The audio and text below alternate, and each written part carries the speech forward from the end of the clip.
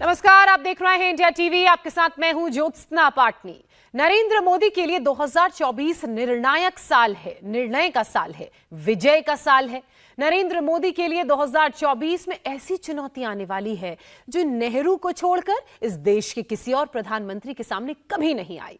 लगातार 3 बार जीतना, लगातार 3 बार पूर्ण बहुमत से जीतना, यह काम नेहरू के अलावा कोई कर नहीं पाया। नेहरू के टाइम में ना कोई मीडिया था, ना कोई सोशल मीडिया था, ना कोई विपक्ष था, सिर्फ एक पार्टी का राज चलता था, नेहरू शाही चलती थी। 2024 मोदी के लिए वैसे चुनौतियां लेकर आया है। आज अगर जनवरी में चुनाव हो जाएं, तो मोदी की पार्टी कहां जा रही है, कितनी सीटें ला रही है और विपक्ष कहां चूक रहा है, ये समझते हैं हमारे इस रिपोर्ट के जरिए।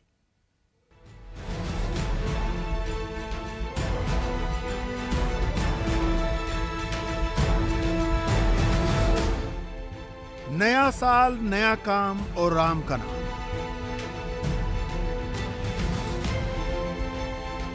चौबीस में प्रधानमंत्री कौन बनेगा, ये 24 के 2 कार्यक्रमों से तय होगा। नरेंद्र मोदी 22 जनवरी को अयोध्या के राम मंदिर में रामलला की प्राण प्रतिष्ठा करेंगे और राहुल गांधी 14 जनवरी से भारत न्याय यात्रा पर निकलेंगे। प्राण प्रतिष्ठा का कार्यक्रम कोई एक दिन का नहीं है। अभी कलश यात्रा हो रही है। 1 जनवरी से घर घर पीले अक्षत बांटे जाएंगे। 1 जनवरी से 15 जनवरी तक 80 करोड़ हिंदुओं के घर में अयोध्या वाले अक्षत पहुंचाए जाएंगे। 22 जनवरी को हर हिंदू घर में दिया जलाया जाएगा। नरेंद्र मोदी ने हर घर अयोध्या, हर घर राम का संकल्प लिया है और अपने कार्यकर्ताओं को भी यही समझाया है। एक एक घर तक जाना है, सबको रामकाज के बारे में बताना है, कोई छूटना नहीं चाहिए। हर मंदिर, हिंदुस्तान के हर कोने में हमें उसकी सफाई का अभियान मकर संक्रांति 14 जनवरी से 22 जनवरी तक हमें चलाना चाहिए। प्रभु राम पूरे देश के हैं और प्रभु राम जी जब आ रहे हैं तो हमारा एक भी मंदिर, हमारा एक भी तीर्थ क्षेत्र उसका और उसके परिसर के इलाके का अस्वच्छ नहीं होना चाहिए, गंदगी नहीं हो चाहिए। नरेंद्र मोदी की पार्टी फुल इलेक्शन मोड में आ गई है। मंत्री, सांसद, विधायक और पार्षद से लेकर बूथ वर्कर तक, यानी टॉप टू बॉटम हर कोई काम में लगा है। मर्यादा पुरुषोत्तम राम हमारी आवश्यकता है, हमारे जिससे हम सिर्फ अपने लिए नहीं, अपनी आने वाली नस्लों के चरित्र निर्माण का काम कर सके। राहुल गांधी ने भी अपने पार्टी को काम में लगाया है। राहुल 14 जनवरी से यात्रा शुरू करने वाले हैं जो 20 मार्च तक चलेगी, यानी 2024 के लोकसभा चुनाव से थोड़े दिन पहले तक राहुल ने इसे नाम दिया है भारत न्याय यात्रा। राहुल की यात्रा मकर संक्रांति के दिन मणिपुर से शुरू होगी। नागालैंड, असम, मेघालय, पश्चिम बंगाल, बिहार, झारखंड, ओडिशा, छत्तीसगढ़, उत्तर प्रदेश, मध्य प्रदेश, राजस्थान, गुजरात से होती हुई ये यात्रा 20 मार्च को मुंबई में समाप्त होगी। 67 दिनों की इस यात्रा में राहुल 6200 किलोमीटर का सफर करेंगे। राहुल पैदल भी चलेंगे, लेकिन ज्यादा सफर वो बस से करेंगे। 14 राज्य, लोकसभा की 355 सीटें। राहुल ये सब कवर करेंगे। 2019 में इन 355 सीटों में से 129 सीटों पर कांग्रेस और बीजेपी की सीधी टक्कर हुई। इनमें से कांग्रेस केवल 7 सीटें जीत पाई थी और बीजेपी को 122 सीटों पर जीत मिली। क्या राहुल की एक यात्रा कांग्रेस की तकदीर बदल देगी, या नरेंद्र मोदी की पार्टी इतना आगे निकल चुकी है कि राहुल गांधी कितना भी जोर लगा लें, कांग्रेस बीजेपी को पकड़ नहीं पाएगी? आजादी की लड़ाई देश की जनता ने लड़ी थी, राजा महाराजाओं ने नहीं लड़ी थी। उनकी पार्टनरशिप थी अंग्रेजों के साथ, पार्टनरशिप थी। राजाओं महाराजाओं की, अंग्रेजों की पार्टनरशिप थी। उसके खिलाफ कांग्रेस पार्टी लड़ी थी। किसके लिए लड़ी थी? गरीब जनता के लिए लड़ी थी। बीजेपी, वीएचपी और आरएसएस से जुड़े तमाम संगठन राम मंदिर को लेकर एक बिल्डअप कर रहे हैं। ये बिल्डअप 2024 के चुनाव तक तो रहेगा ही, उससे बहुत आगे तक जाएगा।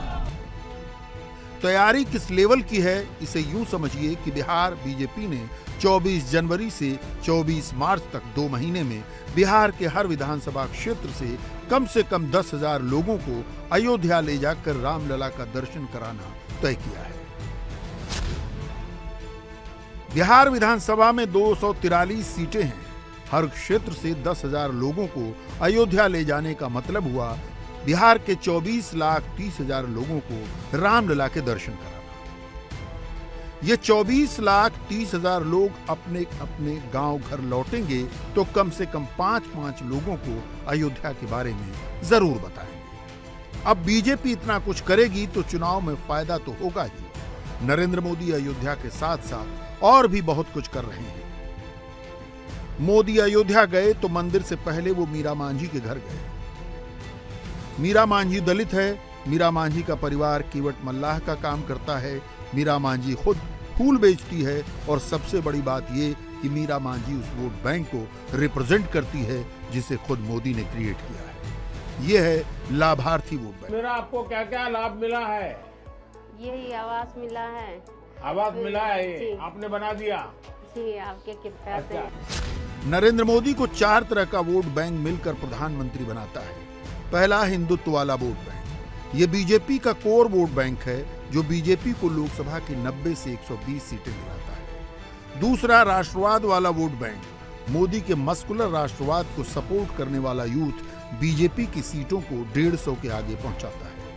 तीसरा, विकसित भारत वाला एस्पिरेशनल वोट बैंक मोदी को 200 से 220 सीटों तक ले जाता है।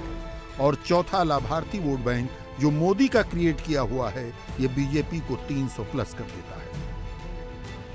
मोदी की गारंटी वाली गाड़ी, Ujjwala cylinder, Ayushman card, PM आवास, शौचालय, किसान सम्मान, ये सब इसी लाभार्थी वोट बैंक के लिए है। नरेंद्र मोदी को वोट देने वाला हर वोटर गली चौराहों पर निकलकर जय श्री राम के नारे नहीं लगाता, लेकिन अपने घर के कोने में राम नाम का एक दिया अवश्य जला लेता है। मोदी उन्हीं के लिए घर घर अक्षत भिजवा रहे हैं और 22 जनवरी को उनके घर दिया जलाने का इंतजाम कर रहे हैं। मकसद सिर्फ एक है, कोई भी साइलेंट वोटर छूटना नहीं चाहिए। राम मंदिर का मतलब है जो गरीब है, दुखी है, पीड़ित है, कमजोर है, असहाय है, निर्बल है, उनका जो सम्मान करे, प्यार करे, मदद करे और उनको भी अपने जैसा जीने वाला प्यार करे। राम मंदिर का मतलब है जो छुआछूत मुक्त हो। राम मंदिर का मतलब है जो प्रदूषण मुक्त हो। राम मंदिर का मतलब है नारी के शोषण से मुक्त हो। राम मंदिर का मतलब है कि जाति और मजहबों के भेद ना हो, सब एक होकर जिए। एक ईश्वर और एक धरती माँ, one mother earth, one is father, that is ऊपर वाला। इसकी सब संतान है, इसलिए हम सब एक होकर जिए। अब मोदी विरोधी खेमे में चलते हैं। वहां इन दिनों सीट शेयरिंग की चर्चा है। 31 दिसंबर वाली डेडलाइन बीत गई। इंडिया अलायंस के पार्टनर्स के बीच सीट शेयरिंग का कोई फॉर्मूला नहीं निकला। हर पार्टी अपने हिसाब से बातचीत कर रही है। शुरुआत कांग्रेस ने की है। कांग्रेसी खेमे से जो खबरें आ रही हैं उनके मुताबिक 24 के चुनाव में कांग्रेस 291 सीटों पर अकेले अपने दम पर बीजेपी से लड़ेगी। ये वो राज्य हैं जहां इंडिया अलायंस की पार्टियां या तो नहीं हैं या बहुत कमजोर हैं। कांग्रेस का फार्मूला यह है कि पिछले 2 चुनावों में जिन सीटों पर कांग्रेस नंबर 1 या नंबर 2 रही थी, वहां वो किसी भी अन्य दल से समझौता नहीं करेगी। 2014 में कांग्रेस 464 सीटों पर लड़ी, 44 सीटें जीती और 224 सीटों पर नंबर 2 पर रही। 2019 में कांग्रेस ने 421 उम्मीदवार उतारे, 52 सीटें जीती और 209 सीटों पर नंबर 2 पर रही। इंडिया अलायंस के दल चाहते हैं कि कांग्रेस 200 से 250 सीटों पर ही लड़े और कम से कम 400 सीटों पर अलायंस का एक ही कैंडिडेट उतारा जाए। कांग्रेस इसके लिए तैयार नहीं है। राहुल की पार्टी कम से कम 375 सीटों पर लड़ने का मन बना रही है। राहुल की पार्टी आंध्र प्रदेश, असम, गुजरात, हरियाणा, हिमाचल, कर्नाटक, केरल, मध्य प्रदेश, ओडिशा और राजस्थान, तेलंगाना और उत्तराखंड की सभी सीटों पर अकेले लड़ेगी। इसके अलावा पूर्वोत्तर के राज्यों और केंद्र शासित प्रदेशों की 20 सीटों पर कांग्रेस अपने कैंडिडेट उतारेगी। आपको याद होगा, मध्य प्रदेश विधानसभा चुनाव में कांग्रेस ने समाजवादी पार्टी के अध्यक्ष अखिलेश यादव का कैसे अपमान किया और उसका नतीजा क्या रहा। कांग्रेस ने लगता है उससे कोई सबक नहीं लिया। जहां कांग्रेस का बेस है वहां वो किसी को एंट्री नहीं देना चाहती। जहां कांग्रेस कमजोर हो चुकी है वहां वो सीटें मांग रही है। बिहार, बंगाल, झारखंड, दिल्ली, पंजाब, महाराष्ट्र, तमिलनाडु, केरल और उत्तर प्रदेश, इन 9 राज्यों में कांग्रेस ने इंडिया अलायंस के पार्टनर्स से 85 सीटों की डिमांड की है। कांग्रेस का बिहार में एक सांसद है, उसे 9 सीटों पर लड़ना है। यूपी में कांग्रेस सिर्फ रायबरेली की एक सीट पर बची हुई है, 24 में उसे 10 सीटों पर लड़ना है। महाराष्ट्र में कांग्रेस 1 सीट पर है, उसे 26 सीटों पर कैंडिडेट उतारना है। दिल्ली में कांग्रेस 0 पर है, उसे 5 सीटें चाहिए। पंजाब में कांग्रेस 8 पर है, उसे 8 सीटें चाहिए। तमिलनाडु में कांग्रेस के 8 सांसद हैं, उसे 10 सीटें चाहिए। पश्चिम बंगाल में कांग्रेस के 2 सांसद हैं, 24 में उसे 5 सीटें चाहिए। जम्मू कश्मीर में कांग्रेस अभी 0 पर है, उसे 3 सीटें चाहिए। कांग्रेस की यह विश लिस्ट देखकर ही समझ में आ जाता है कि इंडिया अलायंस में सीटों का तालमेल क्यों नहीं हो पा रहा। हमने ये तय किया था कि जीते हुए जो सीटें हैं, जो सीट हम जीत, एनसीपी हो चाहे हम हैं, उसके ऊपर बाद में बात करेंगे। तो उसमें कांग्रेस आके ही नहीं ना, कांग्रेस ने सीटें जीती नहीं है महाराष्ट्र में, तो कांग्रेस से शुरुआत करनी है 0 से महाराष्ट्र में। तो ये कोई अगर हमें देता है ज्ञान आपकी पार्टी टूटी है, तो ये गलत है। आपकी पार्टी बिना टूटे हुए भी हार गई। ये अगर मैं जवाब दूं उनको तो क्या करूंगा। नरेंद्र मोदी एक साथ हर फ्रंट पर काम कर रहे हैं। धर्म वाला फ्रंट अभी लीड कर रहा है। मोदी का जाति वाला कैलकुलेटर भी उसी तेजी से चल रहा है। विकसित भारत संकल्प यात्रा में मोदी की गारंटी वाली गाड़ी चलाकर मोदी ने सबसे बड़ा दांव खेला है। विरोधी कैंप में राहुल गांधी की बात करें तो राहुल ने पार्टी का पूरा ध्यान पूरे संसाधन एक यात्रा की तरफ लगा दिया। राहुल गांधी भारत न्याय यात्रा पर निकलेंगे तो पूरी कांग्रेस पार्टी उधर ही लग जाएगी।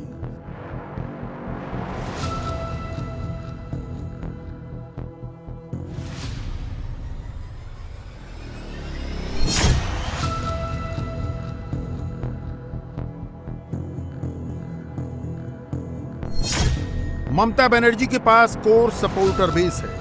अखिलेश यादव के पास भी अपना काडर है। तेजस्वी यादव का यादव मुस्लिम काडर करीब करीब इंटैक्ट है। केजरीवाल का फ्री बिजली फ्री पानी वाला सपोर्टर बरकरार है। डीएमके के स्टालिन के पास भी कोर सपोर्टर हैं। 2009 के बाद से कांग्रेस घटने लगी तो घटते घटते अब 3 राज्यों में सिमट गई है। कांग्रेस गंभीर होती तो नए सदस्य बनाती, मगर कांग्रेस ने किया क्या? पार्टी ने पहले चंदा जमा करने का अभियान चलाया और राहुल गांधी ने यात्रा पर जाने का ऐलान कर दिया। राहुल गांधी न्याय यात्रा से क्या हासिल कर पाएंगे ये तो 24 का चुनाव बताएगा, लेकिन 2019 के नतीजों से कुछ संकेत तो मिल ही जाते हैं। राहुल गांधी जिन राज्यों से न्याय यात्रा निकालने वाले हैं, वहां की 355 सीटों पर कांग्रेस के सिर्फ 15 सांसद हैं। पॉलिटिकल एक्सपर्ट कहते हैं कि ये सीटें बढ़कर 20 हो सकती हैं, घटेंगी तो 10 हो सकती हैं। इससे ज्यादा असर नहीं पड़ने वाला। जिन 14 राज्यों से राहुल की बस गुजरने वाली है, उनमें से सिर्फ 2 बिहार और झारखंड में कांग्रेस सत्ता में जूनियर पार्टनर है।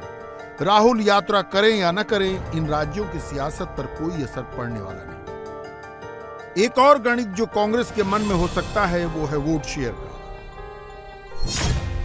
2019 के लोकसभा चुनावों के नंबर को देखें तो राहुल की यात्रा वाले सिर्फ 6 राज्यों में कांग्रेस का वोट परसेंट 30% से ज्यादा है।